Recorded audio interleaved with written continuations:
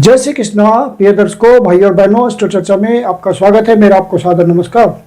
इस वीडियो में हम चर्चा करेंगे जो धनु लग्न के व्यक्ति अर्थात सजिटेरियस असेंडेंट है उनका अप्रैल माह कैसा गुजरेगा, एक संक्षिप्त पर चर्चा करेंगे। यदि आप धनु लग्न के व्यक्ति है तो यह वीडियो आपके लिए है।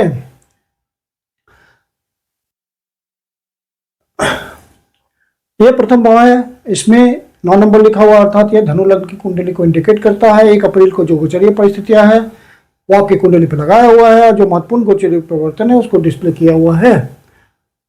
आपके जो लग्नेश हैं बृहस्पति देवता, वो पहले से सप्तम भाव पे गोचर कर रहे हैं मिथुन राशि में, और लग्न को देख रहे हैं तो आपको मजबूती दे रहे हैं। जो धीमे चलने वाले ग्रह हैं जैसे बृहस्पति देवता, शनि देवता, राहु देवता और केतु देवता, ये यथावत स्थिति बनाए हुए हैं, और जो तेजी से चलने वाले ग्रह हैं उनके हेल्प से हम मासिक फल देखते हैं।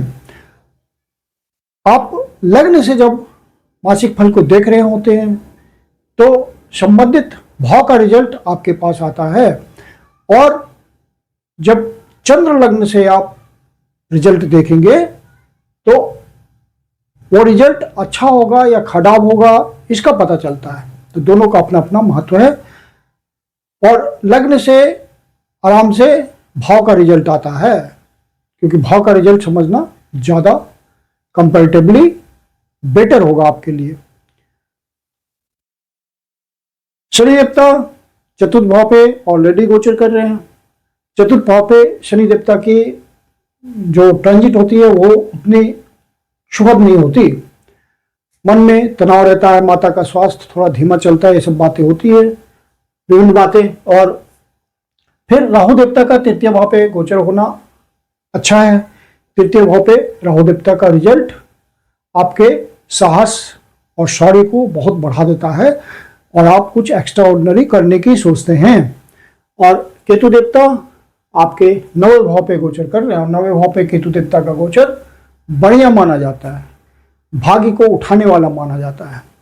और अब जो तेजी से चलने वाले ग्रह हैं वो हैं मंगल देवता। मंगल देवता आपके 2 तारीख को ही चतुर्थ भाव पे आ जाएंगे, और आपके पंचम भाव के स्वामी हैं और 12वें भाव के स्वामी हैं।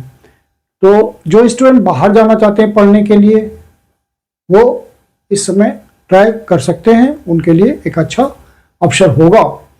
और मंगल देवता यहाँ गोचर करते हुए आपके कर्म स्थान को देखेंगे सीधी दृष्टि से, जो कि उनकी डिजायर होगी। तो कर्म क्षेत्र में आपको उत्साह लगाने का मौका मिलेगा, एनर्जी आपको इन्वेस्ट करने का मौका मिलेगा, और अच्छा रिजल्ट लेने का मौका मिलेगा अपने प्रयासों से।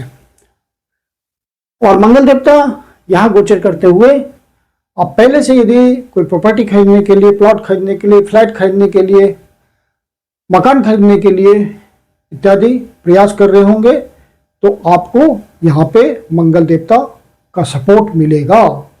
और यदि जो कृषक भाई हैं उनको भी इस समय काम धंधे में एनर्जी लगाने का और रिजल्ट निकालने का, धन कमाने का अच्छा मौका मिलेगा मंगल देवता के सहयोग से। और मंगल देवता पूरे महीने यही गोचर करेंगे। यदि आप एक्सपोर्ट इंपोर्ट के धंधे में हैं, यदि आपका बाहरी कनेक्शन के थ्रू इनकम आती है, जैसे ऑनलाइन पेमेंट्स वगैरह आती है विदेशों से, या आपका कनेक्शन बाहर है, आपका काम धंधा बाहर है, ब्रांचेज है कंपनी के या आउटलेट्स हैं, किसी भी तरह की बात है बाहर से संबंध का, तो वहाँ पे आपको अच्छे इनकम की प्राप्ति होगी तेजी से, और ये बात आपको महसूस होगी। बुध देवता तृतीय भाव पे गोचर कर रहे हैं 11 तारीख से पहले, और कुंभ राशि में गोचर कर रहे हैं, जो कि प्राइमरीली कम्युनिकेशन की राशि है, इंटरनेट की राशि है। तो बुध देवता यहाँ पे आपके कम्युनिकेशन को बहुत बेटर बना देंगे। यदि आप तीसरे भाव से संबंधित व्यवसाय से जुड़े हुए हैं, प्रोफेशन है आपका, सेल्स एंड मार्केटिंग से जुड़े हुए हैं, आपकी प्रोफेशन में छोटी यात्रा बड़ी यात्रा इन्वॉल्व होती है, मास टू मास कॉन्टैक्ट होता है, 1 to 1, या आप किसी तरह के कम्युनिकेशन से अपना काम चलाते हैं, प्रोफेशन चलाते हैं, जैसे मोबाइल के थ्रू या सोशल मीडिया के थ्रू, या आप प्रिंट मीडिया के थ्रू, इलेक्ट्रॉनिक मीडिया के थ्रू आपका काम चलता है, या आप कोई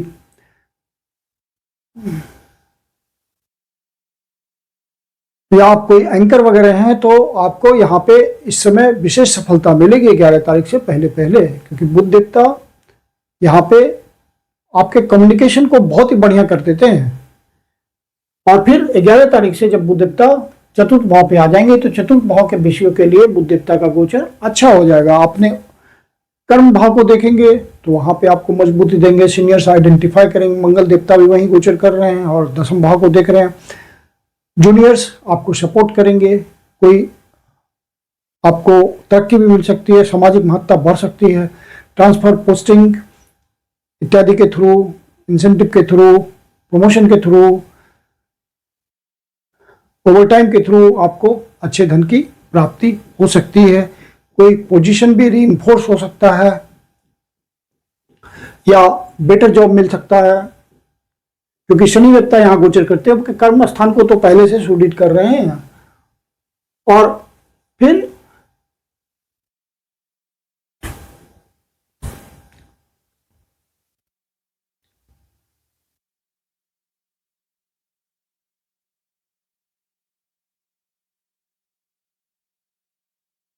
जब यहां वो देवता गोचर करेंगे, तो चूंकि बिजनेस के भाव के स्वामी हैं, तो आप यदि कोई बिजनेस में हैं तो नया कोई आप आउटलेट खोल सकते हैं, कोई रिटेल खोल सकते हैं, या कोई वेंचर स्टार्ट कर सकते हैं। किसी भी तरह का पार्टनरशिप में यदि काम करते हैं बिजनेस में, तो वहां भी आपको प्रोजेक्ट्स वगैरह, नए प्लानिंग पे काम करने का मौका मिलेगा, काम को बढ़ाने का मौका मिलेगा। समय और अवसर के अनुसार बुध देवता आपको अपॉर्चुनिटीज देंगे, दिमाग देंगे सोचने का। यदि आप पब्लिक इंटरेक्शन में रहकर काम करते हैं, जनता के बीच रहकर काम करते हैं, तो वहां भी आपको नए अवसरों की प्राप्ति होगी। वाणी का मुख्य रूप से प्रयोग होगा।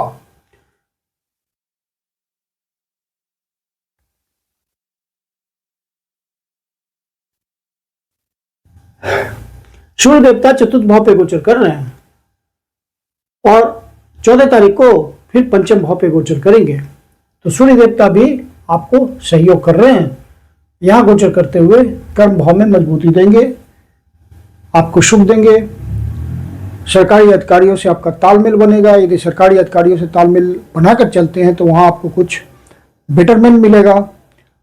आपका रुका हुआ काम निकालेंगे सरकारी महकमे से। तो ये सब सूर्य देवता आपको अवेलेबिलिटी इस तरह की देंगे, अवसर देंगे, और सूर्य देवता सुख की प्राप्ति कराएंगे आपको।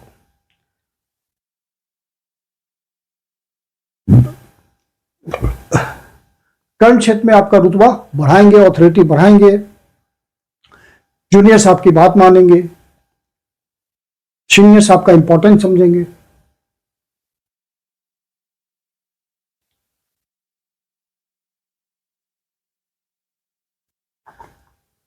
और सबसे बड़ी बात है कि सूर्य देवता नवम भाव के स्वामी हैं, भाग्य भाव के स्वामी हैं, तो भाग्य का आपको पूरा साथ मिलेगा।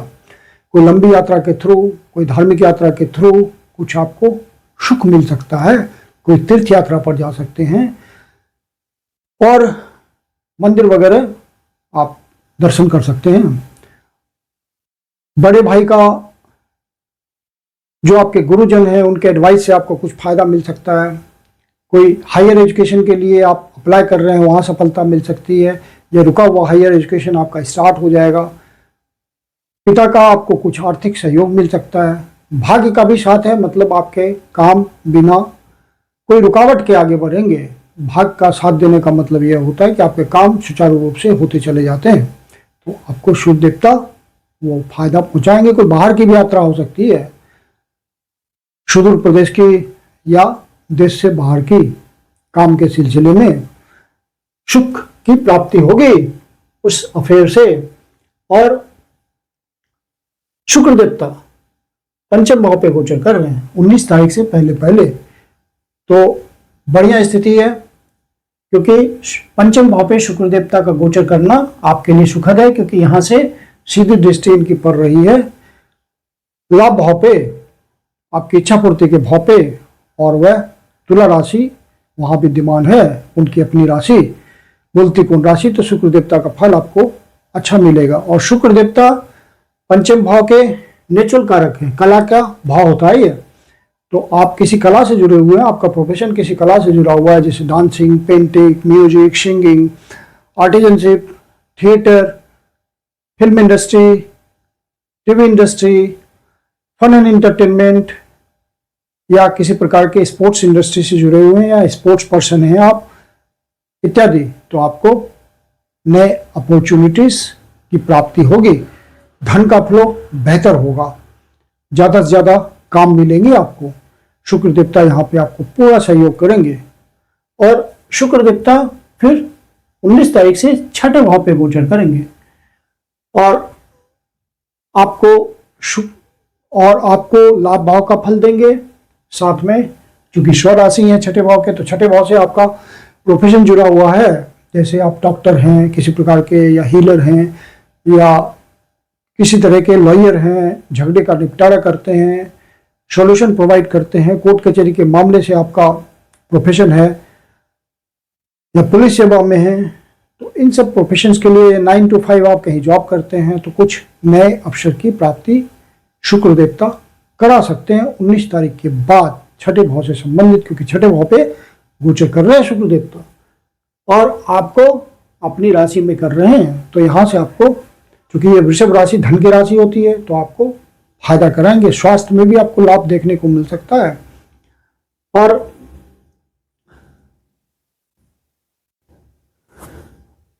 शुक्र देवता आपको कुछ न कुछ इच्छा पूर्ति कराएंगे।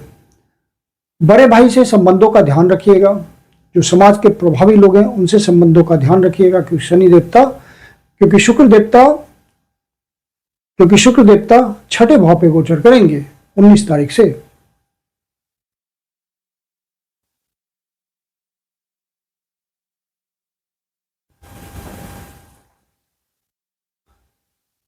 तो कुल मिलाकर के इस महीने का गोचर तो आपके लिए बहुत बढ़िया है, संतोषप्रद है बहुत।